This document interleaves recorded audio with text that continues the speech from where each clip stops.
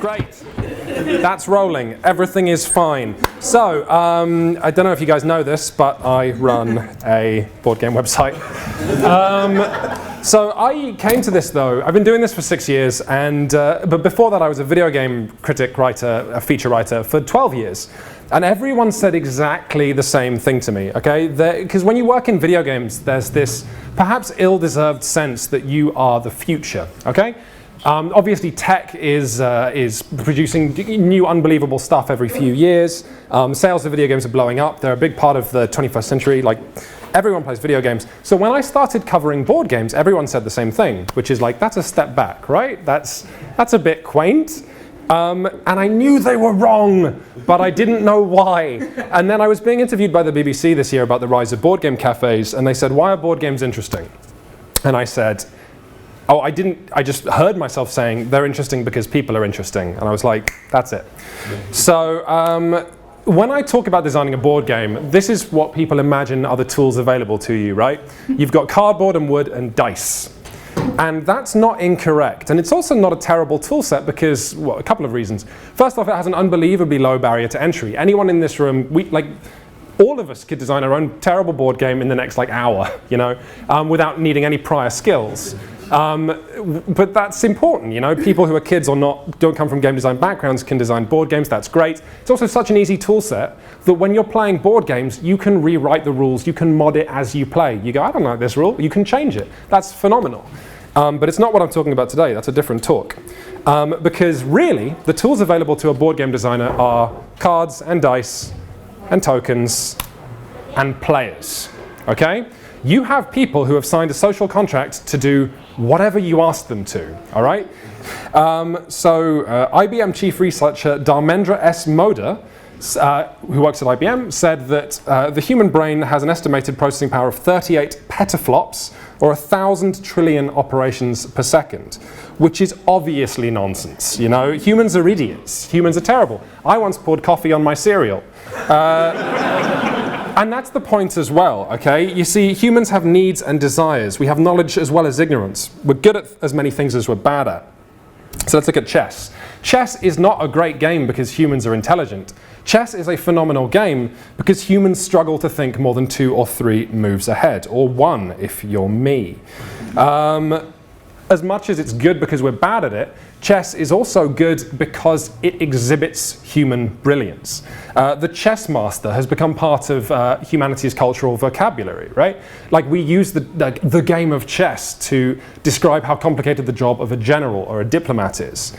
And so yes, chess. What is chess? Chess is wood, and chess is plastic in this case. And chess is also a vital part of human civilization and culture. Chess has books written about it. Chess is a story for those 2 people on the screen. And this is going a little big, so I'm going to shrink it right back down. Today, mostly what I want to talk about is the sort of humanity of board games, how board games can use people in your very own house, and the sort of skills that a designer will use for that. So this is just a current example which is weirdly low res, which I played just the other week. This is When I Dream. So this is a game that comes with an eye mask. And the reason it comes with an eye mask is that how many people you play with 6 people, you're all going to take turns wearing the eye mask. Unlike everything I talked about in my last talk, by the way, you can't buy this yet. This isn't quite out yet. But somebody wears the eye mask and is totally blind, and then everyone else will draw. Oh, that's a shame, because the art on this is gorgeous. So the bottom words on the cards are the easy version, and so you've got, like, the first card in is a beaver in a disco, because the bottom word is floor, and then the bottom word is floor, the top word is beaver. Anyway, it doesn't matter. The point is, let's say you're playing with the easy version, floor. You're trying to get the dreamer to guess the word floor. So if you might say the word plank to them, someone else might say the word carpet. But here's the thing, of all the people trying to guide the dreamer towards saying words, trying to get that dreamer to say the word floor, some of you actually receive cards saying that you're not helpful fairies, but you're imps. And the imps around the table are trying to make that poor blind person guess the wrong word. So the dreamer's going to hear floor, or carpet, and then boards, and then spaghetti, and then donkey, and whenever the dreamer feels confident or just bored, they can yell out a word. And if they're right, that gives a point to all the fairies and the dreamer, but if they're wrong, then the imps get a point. But the reason that I bring this up is this is a game with phenomenally simple rules. I just taught it to you. We could start playing right now. Kids can play this game. And yet, it is incredibly hard because by plugging a player into the game like a potato into a potato clock, you end up using all the rules of human existence, okay? This is a very complicated and difficult game to play because you're incorporating all the rules that humans know to do with lying, to do with working as a team, to do with word association, the rules inherent to our existence which we use every day, depending on how much you lie. So yes, very simple game that uses players as a component in order to get very complicated, very successful results. And yet, this is only half of what I think a board game designer has to play with, because these people aren't just humans. They're not just very complicated potato clocks. Humans that play board games are friends. They have, or family members, right? The vast majority of people who play board games do so because they want to find an opportunity to sit down with someone they love. You form a social contract saying, let's just sit down and be together for a while. And that means that board games can enhance that feeling of togetherness if they're designed just right. Also they can teach you about each other. And so let's give you some examples of what I'm talking about. So this is Wits and Wages. How many of you have played Trivial Pursuit? How many of you enjoyed it? Okay, so like a third. This is, but there you go. I'll prove it's not a good game, loosely. If more than half the people who play your game don't like it, that's pretty bad. This is what the board game community likes instead. So Wits and Wages is a game which uses your friends because when you sit down to play Wits and Wages, for a start, everyone can play. There's no waiting for your turn, and it asks very difficult questions like, how many eggs does the UK eat in a year? No one knows, but you all write down your answer, and then you bet on which of your friends got it right. And you can bet any amount, and it's phenomenal because you don't even have to be good at trivia. If you know your friends, that's great. So when you sit down to play it, you're already thinking about your friends at the table. So not only is this a more multifaceted game than Trivial Pursuit that sort of teases and asks you questions in different ways, but you're thinking about your friends and your loved ones when you start playing, and you find out about what they think of you. You find out everyone thinks you're an idiot, and you're not. Or you are, and that's terrible, and then never play Wits and Wages again. But this, the word game even is perhaps misleading, because board games have a history of just being conversational aids. And yeah, the word game and play are actually, have caused a lot of problems for the games industry, but again, that's a different talk. So this is Billionaire Banksy. I love this to pieces. This is, you draw a perk and a quirk for a hypothetical person. So perhaps they're a couture artist and they will make clothes for you. But they have an adult baby fetish. So you've got this hypothetical person, and then you ask your friend, you all have to guess whether your friend, taking turns to do this, would go out on a date or not with that person. And you kind of get points when you play it, but you don't really keep track of them, because the point of this game is you and your friends going, does Steve have a problem with adult baby fetishes? Is he into that? And then you can also play with magical cards. So the perk we've got on the screen there is they can transform into an all-terrain vehicle. You can ride them. They use food for fuel. They can control when they transform, which is important. You don't want to be having dinner with your parents and they turn into an ATV.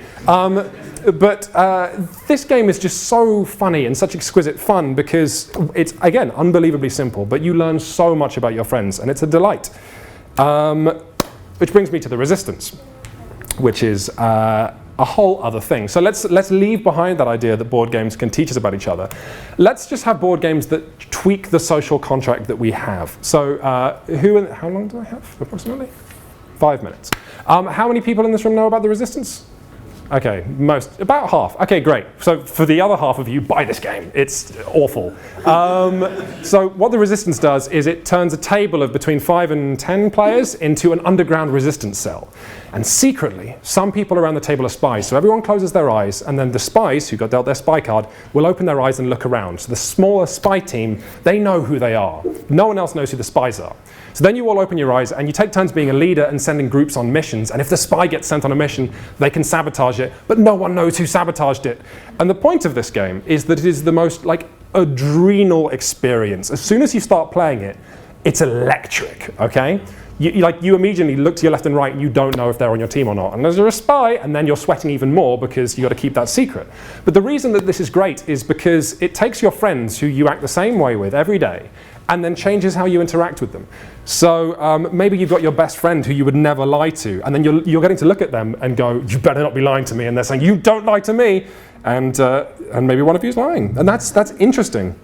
Imagine that your brother shows up with his partner, and you don't know them very well, but then you're both spies. And suddenly, this person who you don't know from Adam, you share this incredibly intense secret, and you're both lying to their partner, your brother, which you would never get to do. The most important thing the Resistance does, though, is that I have heard this story, weirdly, from like 4 different sources. People take the Resistance home to their family, and they go, yeah, I played the Resistance at Christmas. My mum's a beast at it. And it's like, yeah, your mum is like, probably far smarter and sharper than you gave her credit for. She knows exactly how to lie to you. Who knew? But in using humans, in using not just humans but your friends, the Resistance takes, again, quite a simple game, makes it unbelievably complicated and difficult and tense, and you walk away from it and sort of having shared a memory. And let's not forget that one of the purposes of board games when you're sitting down with your friends is if I'm sitting down with someone I love, then I want to remember that forever. And when you have board games that change how you treat the person you love, that memory is amplified. So let's talk about Game of Thrones, because I promised that in my other talk. So in the Game of Thrones board game, you all play like a different kingdom in Game of Thrones, whether it's the Starks or the Lannisters. And what's interesting about this when you start playing, in terms of going into it with prior knowledge of your friends. So when George R.R. Martin starts the books, or the TV series, you know that like the Starks don't trust the Lannisters because Jaime Lannister killed King Aerys II. So it's regicide. Who would trust the Lannisters? In this, you don't trust the Lannisters because they're played by like your roommate and he's a dick. So you form different alliances based on how much you trust players going into the game. But the game is so long and so intense, it's kind of similar to diplomacy, which Ian mentioned earlier, that it's not just that you go into it with pre-existing relationships. It will change how you see your friends. If you are an honorable ally to that friend who thinks that you're just really competitive, this is a game which then changes how that person treats you coming out of it, such as its intensity. So the way to put that is that this isn't just an exploration of your friendship anymore, it's an opportunity to be someone else and change that very friendship. Which is crazy. So I'll just summarize all that stuff I was talking about as a close-up of Game of Thrones. It's actually very complicated, but don't let that put you off. So let's just wrap up everything I said there by saying that I worked in video games for 12 years, and video games never taught me anything about my mum, let's say. That's the whole, everything I'm describing in a pithy nutshell. So I'll end quickly by talking about how big can we take this, right? So games, can we have it so that board games don't just teach us about our friends and family, but about humanity in general? And of course, game design has a long history of tackling big topics. The most amazing thing that I found out last week is that Snakes and Ladders was originally a meditative exercise. Okay, so if you ever play Snakes and Ladders and you're like, this is a bit rubbish, yeah, it's because you're not playing the game it was supposed to be. This originated in India. There were Jain, Hindu, Islamic, and Buddhist versions of it. And the idea is that you land on a space and there's a sort of a moral lesson or a fable that you then learn about and you consider as you sort of go around this board over and over and over again.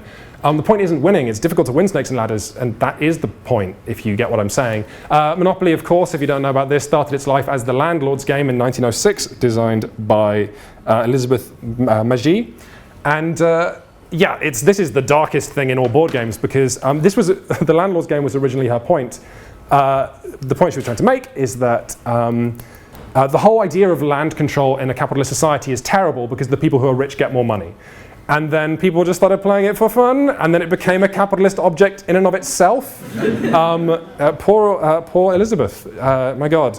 But this is before the arrival of video games, right? And so you've got to wonder, if video games can do such complicated systems, this is Prison Architects by Introversion, letting players not just design a prison, but giving every single prisoner and guard their own desires and their own little sort of timetable they walk around. Prisoners escape if you design your prison anything other than perfectly. And it asks questions about how you treat your prisoners. So if we're going big, if we're talking about not just our family, but humanity in general, are video games where the future of that lies? My time's up. So very, very quickly, no! Because even when games go tremendously complicated, they miss something. So this is the most high-tech board game we've got. This is a mega game. This is laughable. This is 200 people in a town hall, and it's run by moderators who wear like high-vis jackets. It's insane and weird. But the point of this is I've been part of so many video game wars, right? But there was a mega game of World War I. And what you had with different people playing generals and then people below that in the military hierarchy on both sides. And what happened in that mega game is that when players realized that the war was a meat grinder, the officers would start trying to save their soldiers. They would start lying to their commanders and they would start lying to their soldiers to try and keep the boys under them alive. And I thought, oh, that's interesting. And then I asked the military history buffs of the mega game, did that happen in World War I? And they were like, yeah. That happened all the time in World War I. And I've been part of so many conflicts in video games for my entire life, and I've never once wanted to subvert a war. So what I would say is that, yeah, video games are probably the future, but in that future, we're going to need friends. And that's just about everything. Thank you, guys.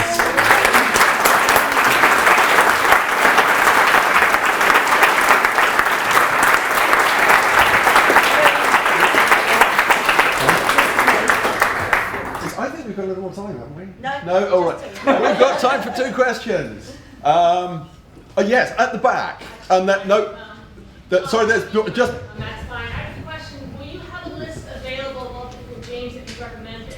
That's kind of what my website is. No. That's not meant to be a joke. So we have a button on my website where if you go to the games, so shutupandsitdown.com is the website. If you go to the games page on that, there's a button you can click that filters all the games we've ever covered by the ones we recommend. What you can also do is you can come grab me when the talks are over. I'll give you my card and I can shoot you an email of specific games and stuff. But yeah, all the games we recommend are very easy to find on shutupandsitdown.com. You can see all the reviews. The only problem is there are a lot of very, very good games out there. But I can certainly point you towards a few really good ones. Okay. There's someone just behind you. Yes. Hi, I just wondered, in the sort of context of what it teaches about our friends, what about the games that make you despicable? So I know 2 brothers who are banned by their wives from ever playing Game of Thrones again because they had a physical fight and didn't speak for a year. And that is an evil game, and there are other sort of similar games. Yeah.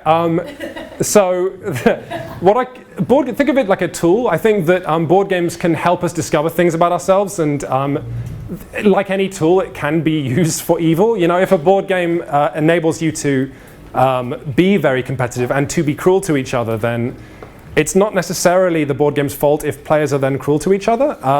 I do think that the problem with diplomacy in Game of Thrones is that there is no mechanic in them for sharing victories. And while I can big up these tools for how powerful they are, I don't necessarily think they're perfect, and I do think that after having played it a few times in years after the release, the problem with Game of Thrones is that there can only be one winner, which is not even if you want to model Game of Thrones, even if you want to model a cruel and deeply ambitious medieval society, people can still share thrones and be equally powerful. There's precedent for that in history. And so I do think a lot like DayZ, which we missed in my talk, which is a video game which is a tremendously beautiful. This isn't a photo, everybody. This is a game which is very big with the kids these days, and players run around a zombie wilderness and they can shoot each other. And players are awful in it, but they're awful because the only means they have of interacting with each other, vaguely, is shooting each other. And you can choose to shoot or not shoot. But if people are aware of that experiment where people were locked in a room with an electric machine and they were timed for how long it was until they gave themselves an electric shock through boredom, humans will, which is a real thing, everyone does it. You just become bored.